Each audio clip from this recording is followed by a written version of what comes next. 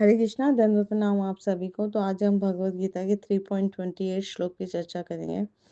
तत्वितु महाबाहो गुण कर्म विभागयो गुणा गुणेषु वर्तन्त इति मत्वा न सज्जते। अनुवाद तथा तात्पर्य श्री प्रभुपाद जी के द्वारा। श्री प्रभुपाद की जय। हे महाबाहो, भक्ति भाव में कर्म तथा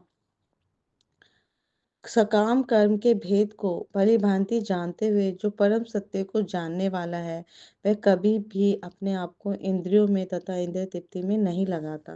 तो भगवान यहाँ पर उसको अर्जुन को संबोधन करें, हे विशाल भुजाओं वाले, है ना, महाबाहो।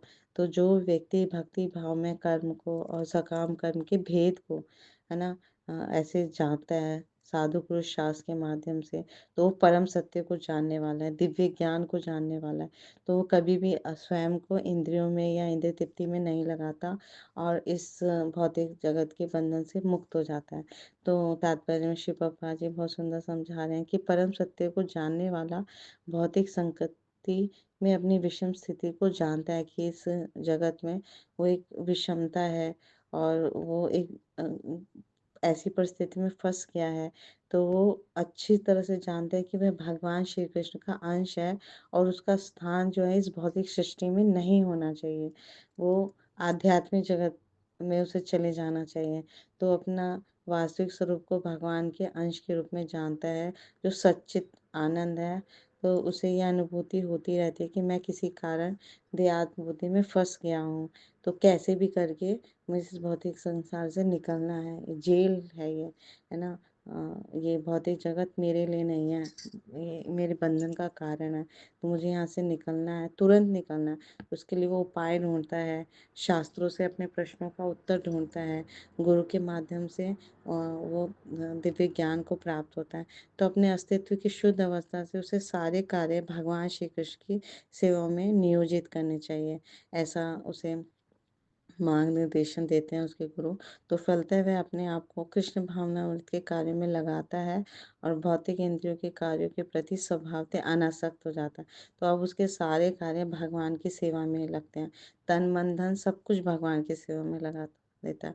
और सबसे इम्पोर्टेंट है, वो मुख और जीवा से सदैव हरे कृष्णा कृष्णा कृष्णा हरे हरे, हरे रामा राम राम हरे हरे, भगवान के पवित्र नामों का कीर्तन करता है, जप करता है, अपनी सारी इंद्रियों को भगवान की दिव्य सेवा में लगा देता है, तन मन धन से लगा देता है और अपने इंद्रियों के कार्य के प्रति वो अनासक्त रहता है, क्योंकि ये परिस्थिति जन्य है और अस्थायी है ना।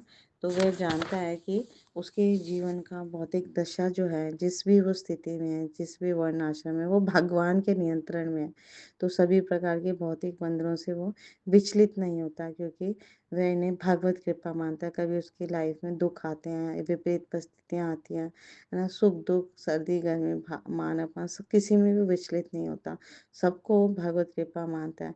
तो श्रीमद् भागवत के अनुसार जो व्यक्ति परम सत्य को ब्रह्म परमात्मा और शिव भगवान इन तीनों विभिन्न रूपों में जानता है, वह तत्वविद कहलाता है ना, क्योंकि वह परमेश्वर के साथ अपने वास्तविक संबंध को भी जानता है।